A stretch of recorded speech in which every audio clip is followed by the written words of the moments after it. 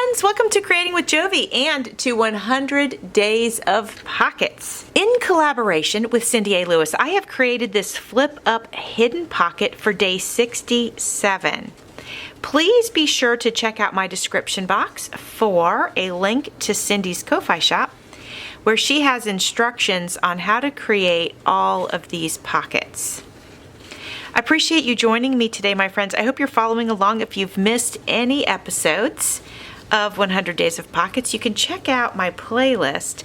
Both my and Cindy's videos are on my playlist, and she has the same playlist on her channel as well. Today you will need cardstock or decorative paper, glue or washi tape, scoring tool or bone folder, stamps, embellishments, all of those goodies. Today I am going to use this piece, which is a masterboard, as my journal page, my backing page. You could use something like this or cardstock, or just get right into using your journal page. You'll need to cut a piece of cardstock or scrapbook paper to a square or a rectangle. I went ahead and grabbed another masterboard and I have cut it into a rectangle shape. And actually this is Rome right here, and I got to go there and it was really, really cool. Now the first thing we're going to do is take the rectangle or square, whatever you chose to use, and we're going to fold it in half. So I'm placing this down on my board. I'm just going to cut this little piece right off of this edge right here. So I'm lining up my metal ruler, and I've got my razor tool, and I'm just going to cut right across there. And easy as that, that is done. Now it just makes it a little bit easier to find the center, which is right here. All right, so I'm actually going to grab my ruler again and pop it down right there. Now you can use a scoreboard if you would like to. I'm just simply going to grab my bone folder and I'm going to score this right here.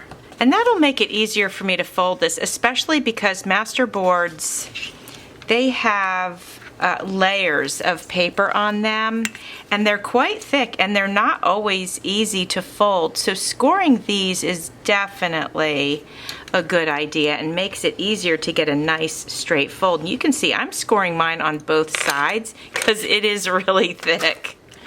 And now actually I'm going to use this. I'm going to tuck it up to where I scored it and then just have it as a, I don't know, just to keep everything straight and firm. All right, now we should be in good shape. We'll find out in just a second.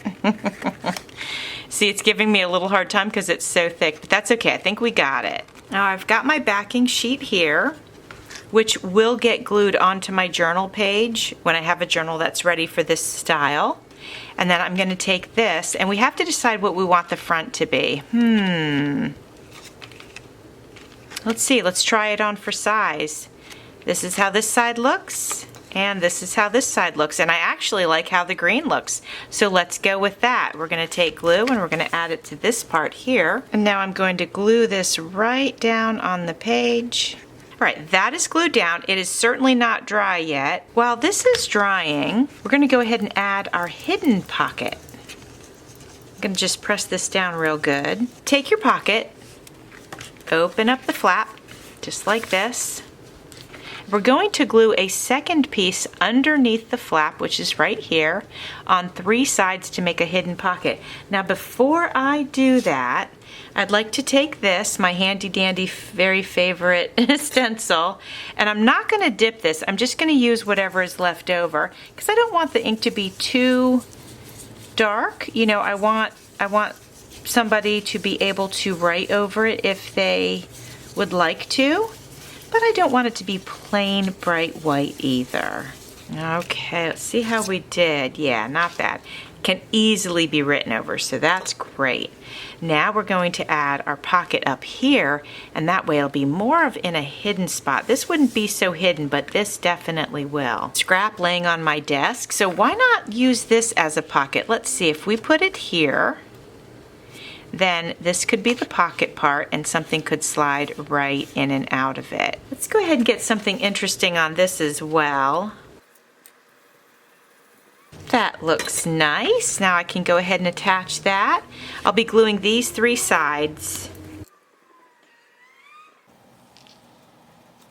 I have another piece of a master board. I'm going to see if this will fit in the pocket. Yep, that fits in nicely. I like it. It fits in perfect, actually. And then I feel like we need some sort of embellishment here. It needs to be something flat, nothing too thick, but I've got my little bags of embellishments here. I think this big butterfly might be perfect. Let's have a look. There we go. It takes up a lot of space. The yellow looks nice with the green. And if I thought it was too bright, I could just take my brown ink and sort of tap over it, and it'll bring it down a little bit. All right, my friends, I think we got it. I think I need to add something to the front here too. I think I'll use a butterfly on the front, and I'm going to go around the white, I don't even know what we call that, the white border, I guess is what we would call that. And I hit it with green, and I think that's kind of cool looking. And we'll just put it right here. Could go either direction, doesn't really matter. There we have it, my friends, the flip-up hidden pocket. So we've got our outside, and this flips up like this. You have some writing space here, and then there's our hidden pocket, and then we have another tag inside of that that can be written on. And so another fun kind of interactive pocket. Please be sure to check out Cindy's channel today and see what she came up with. Thanks for watching. See you soon.